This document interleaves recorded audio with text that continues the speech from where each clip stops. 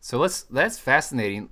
And actually, when I heard that, I thought, man, I would love to talk to this guy because how interesting would that be? And so let's dig into that. Officially, what was your thesis on?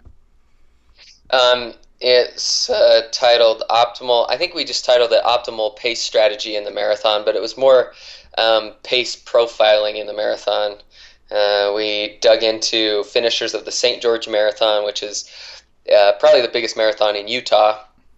So we took data from that and we looked at what the Boston Marathon qualifiers were doing relative to the field and compared men versus women and runners of different ages to try to parse what the faster runners were doing or the more successful runners were doing compared to the others and things like that. And we found that the Boston qualifiers were doing a better job at pacing the race.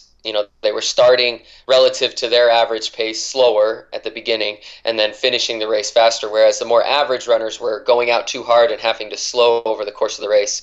And as we Yeah. delved into the data, it seemed to show that as runners aged, we saw a similar pattern. And so it seemed like the more elite runners were doing what the more experienced runners were doing, and that was starting the race a little bit more conservative and doing a better job at pacing throughout and sustaining pace, as well as taking advantage of downhill portions better. A lot of the average runners just kind of run the same pace no matter what the terrain is, and the more elite runners, when they hit a downhill patch, they take advantage of it.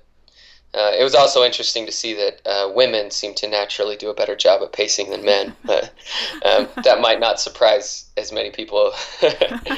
Less of that pride at the first few that starting miles. Yeah. I There you go. think That that's person's it. passing me. Yeah. So, what would be the takeaways for an average runner, like a listener to this podcast, who sees himself as just a middle of the pack runner?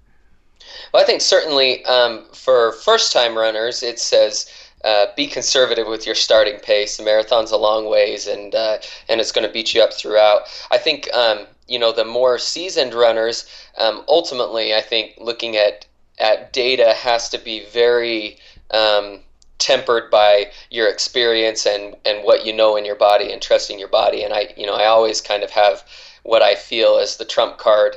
Um, but that being said, I think something that I took away from it was I need to be, assertive at taking advantage of terrain and races. So if we hit a Hmm. downhill patch, I'm not afraid to let my legs go a little bit.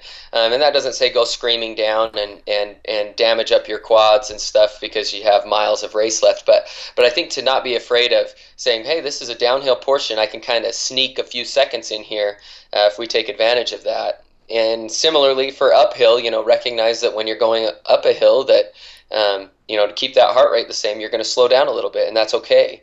And so I think adjusting pace based on terrain and weather and temperature and things like that is something that you can tweak as you become a more experienced marathoner. And probably a lot of that goes into studying the course, So for the more experienced runners, those who are trying to qualify for Boston, they're going to be really looking at that course, maybe driving it the day before, just doing as much as possible to know where those sections are to help plan their pacing strategy, maybe. Absolutely. I think that's incredible counsel.